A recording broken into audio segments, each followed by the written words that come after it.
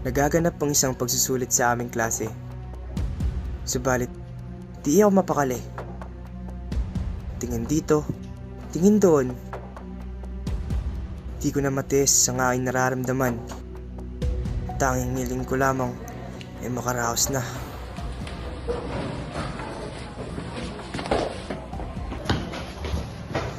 Puputok na ang aking pantog.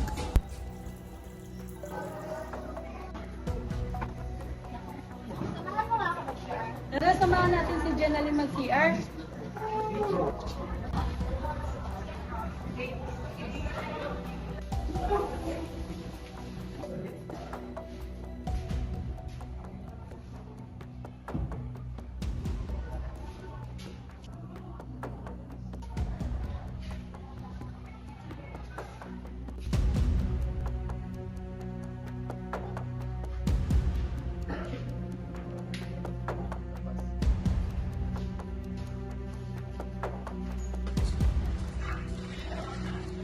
Bad trip naman, nasira pa yung gripo.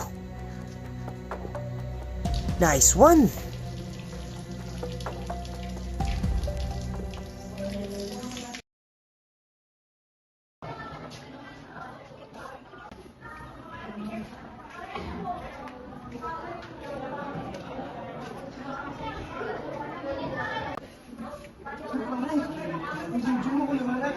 Ito pare, o tingnan mo yung video mo.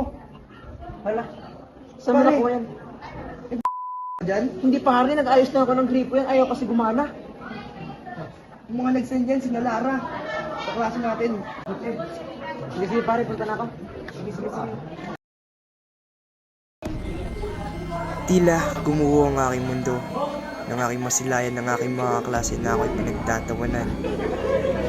Masakit man sa aking kalooban, ngunit kailangan kong tanggapin.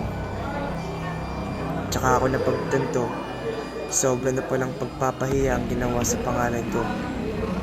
Kaya napagpasyahan kong umalis at tumungo sa taas ng building. Habang iniisip ang sobrang pagpapahiya na naranasan ko ngayong araw. Nagsisisi at tinatanong ang aking sarili. Labis kong pinahiya ang magulang ko. Paano na ako? Ano na lamang ang magiging tingin ng mga tao sa akin? Paano na ang nobya ko? Paano na ang mga tao nagmamahal sa akin? Alam kong maling akala lang lahat ito. Ngunit tuloy na. Nagpadala ako sa bukso ng aking nararamdaman.